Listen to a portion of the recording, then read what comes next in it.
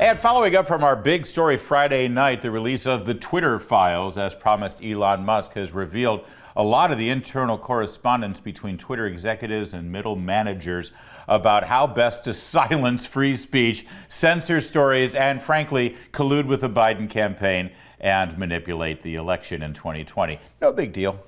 How did this happen, and what are the ramifications? Let's talk to Jake Denton, Research Associate for Tech Policy Center over at Heritage Foundation. I would think this falls under tech policy. Jake, thanks for joining us. Absolutely. Thank you for having me. What's the follow-up, and have any of these former Twitter executives and middle managers who literally decided to censor this story and then sort of figure out what the policy would be to fit into their decision to censor, have they commented on this? Have they defended themselves, or are they pretending it didn't happen? Yeah, well, Yoel Roth, the former head of trust and safety, kind of went on a preemptive apology tour, if you will, where he went around and, said he never would have done this, and he was a voice of, that was reasonable within the team. But no, there really hasn't been any commentary from these folks. They've tried to essentially slide under the radar. I think they were hoping that Elon would redact their names, but I don't think they're going to be able to escape this for much longer. People want answers.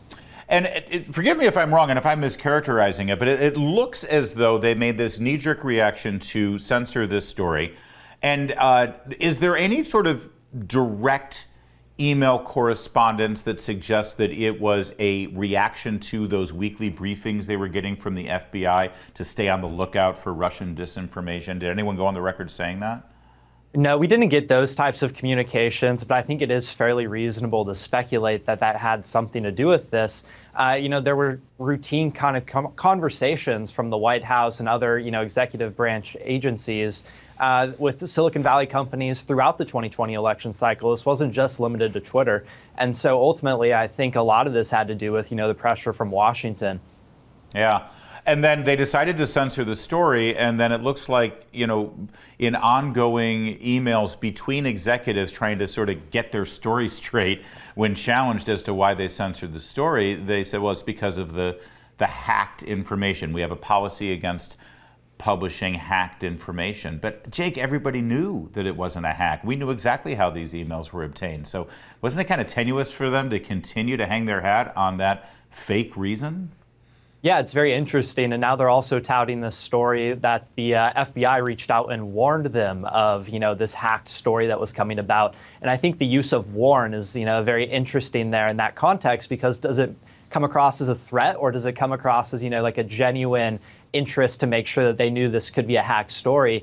To me, it kind of seems almost more within the threat context here. They wanted action against this story. And so I think, this is a combination here of Jack Dorsey allowing this to snowball and get way out of control by not intervening at all, basically until it was fully underway. And then also, just executive branch pressure. You also had, countless basically liberal staff that were close with folks from the DNC and the campaign trail that were also basically just adding to this fire. And so it was really just the perfect storm. And what it resulted in was one of the largest censorship operations probably in the history of the internet.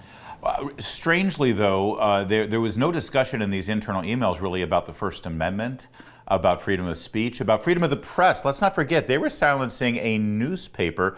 They have their own reporters, they have their own lawyers, they have their own editors, and their publisher who gave the green light to this story, and they know the laws pertaining to illegally obtained information. No one at Twitter seemed to really worry about that. Is it because they don't come from the world of the free press and the media, and they come from the tech world, and it was more about just following their own personal agenda? Was it lawyers who were telling them that they couldn't go this route? I'm curious, because it seems like they were making it up as they went along. Yeah, well, I think they're honestly just following the lead of our lawmakers. We've had countless instances now of social media companies impeding on, the average American's First Amendment right, but there are no consequences. And so when you send that message to these massive corporations that, you can do whatever you want and we just won't prosecute you, we won't do anything, yeah, I think they're you're going right, to continue to do it. Yeah, in fact, we did see this one statement that kept going. We need to learn the lesson from 2016, learn the lesson from 2016. I'd love for them to tell me exactly what that lesson was.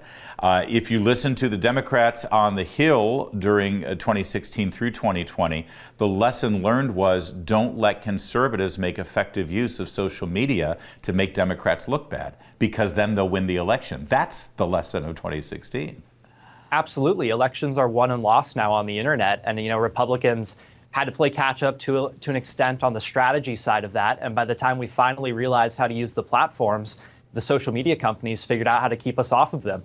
And so until we're really able to level the playing field here, it's going to be incredibly difficult for conservatives to have any form of electoral victory in the future.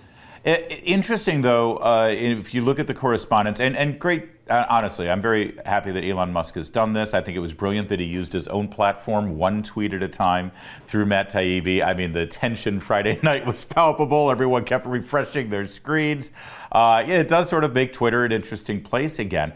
And there was one voice raising the alarm here about how this violates the First Amendment, and it actually endangers the freedom of the press for other journalists.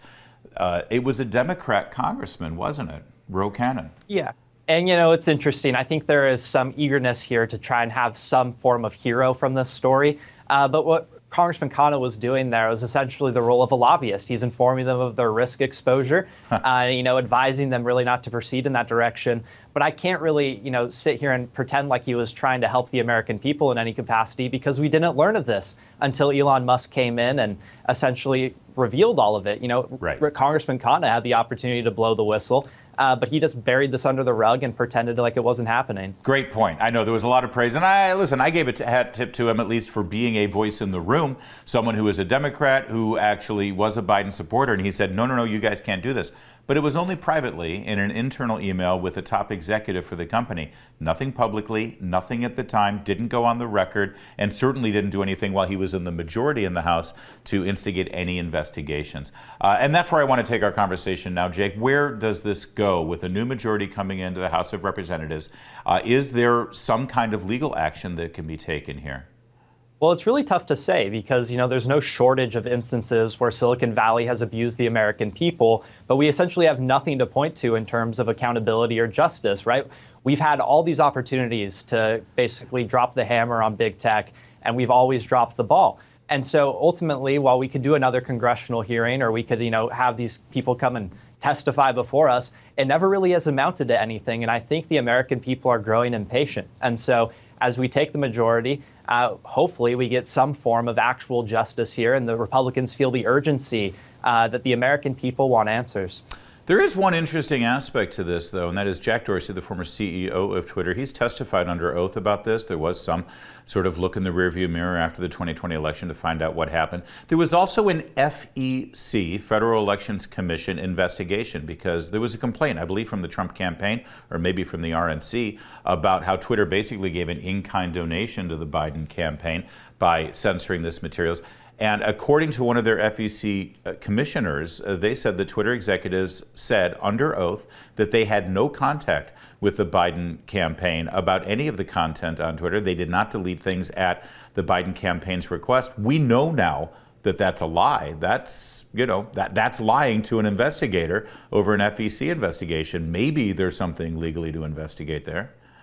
Absolutely. Yeah. Yoel Roth was actually, the former trust and safety head, the one to sign his name under that document and testify essentially that they had no knowledge of communications between Twitter and the DNC. And if you really think about it, it's pretty crazy that they didn't think this would ever come out. They were comfortable enough to write their names under that under oath. And, in the Twitter files, he's seen in the email thread commenting on those types of communications. So ultimately, they're just too confident. They know that there are no consequences and they're just going to run wild.